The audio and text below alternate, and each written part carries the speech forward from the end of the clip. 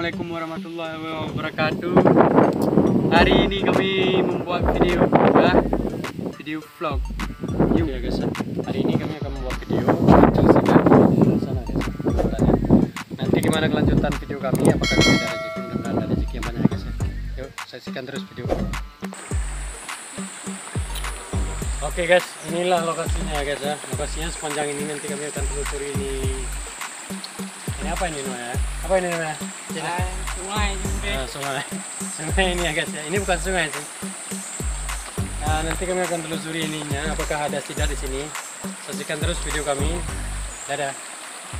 Kami lagi istirahat guys. Ini tempat duduk kami guys. Kami lagi menunggu pancing yang sudah kami tombong di dalam sarangnya guys. Oke guys ya. Kami tadi ada 16 pancing. 16 apa 17? 17 pancing kami bawa. Kami udah masukin ke tempatnya masing-masing ya guys ya. Ini saatnya kami istirahat karena kami udah capek juga. Sambil ngerokok dulu ya guys ya. Nanti kita lihat hasil 17 pancingan apakah ada rezeki atau tidak.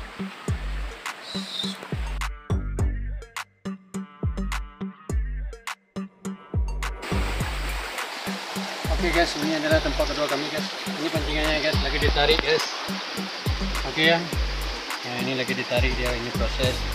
Nah, ini dia sidatnya.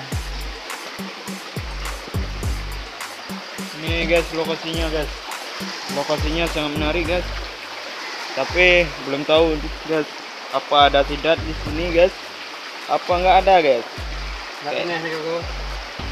Oke guys ya, pokoknya kita sabar dulu guys ya. Mudah-mudahan di sini ada guys ya. Karena tempat pertama tadi kami nggak ada rezekinya guys. Makanya sekarang kami ke sini. Mungkin di sini ada rezeki. Ini lagi ditarik nih. Tunggu aja ya video selanjutnya ya. Bayang pukul orang kawin ya. Oke guys ya. Kasih gak? Kita dapat anak kecil. Beli mana aku? Iya guys ya. Kau perlu tanya guys. Oke guys ya. Kita dapat anak guys ya. Nih guys, kami dapat guys bulutnya satu guys.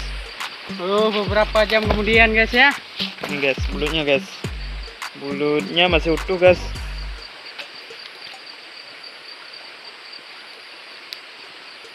Nih guys. Oke guys ya, kita ada rezeki guys ya, walaupun kecil guys ya. Bang belum buka jadi.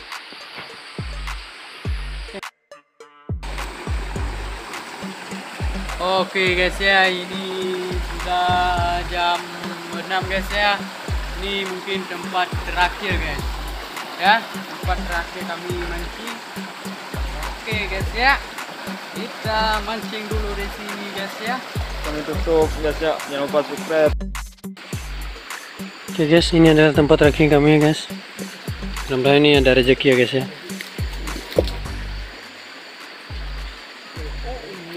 Dan cuy ya. Labi-labi guys ya.